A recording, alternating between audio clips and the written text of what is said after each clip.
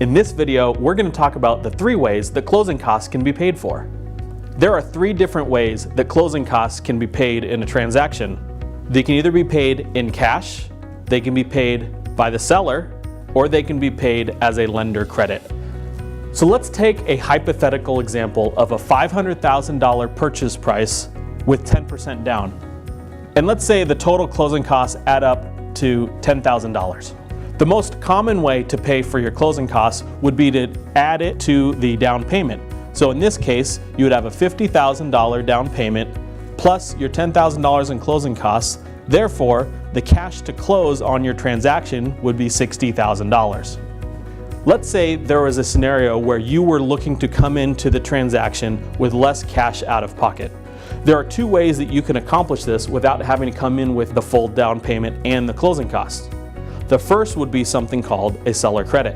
In reality, you're still paying the closing cost.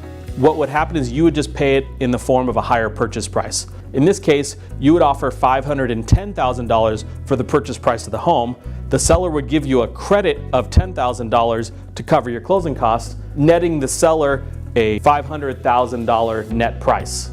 You would still put your 10% down off of the $510,000, so your down payment would be $51,000, but you wouldn't have to pay your $10,000 in closing costs. So in this case, instead of coming in with the $60,000 before, you would only come in with $51,000, just your down payment. The second way to not have to come in with all of your closing costs is to have a lender credit. So a lender credit is where your lender will cover a portion of your closing costs in exchange for above market interest rate. So let's give you an example.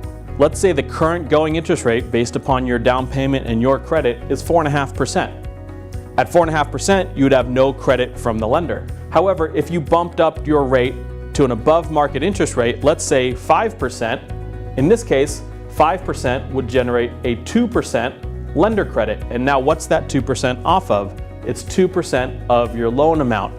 Since you're putting 10% down, your loan amount is $450,000, 2% of that is $9,000. That means you would only have to come in with $1,000 of your $10,000 closing cost. It's important to note that in all 3 of these options, you are still paying the closing cost. Either you're paying them in cash up front, you're paying them in the form of a higher purchase price, or you're paying them in the form of a higher interest rate.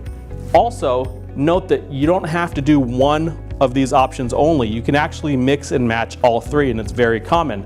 Sometimes we would have $10,000 of closing costs.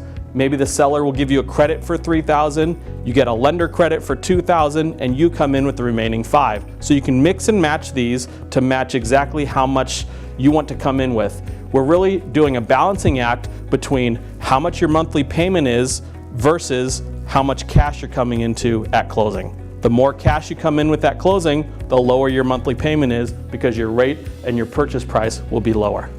Hopefully you got some good information in this video about how you can pay for closing costs. For more information on this or any other real estate related topics, check us out at andrewsauce.com.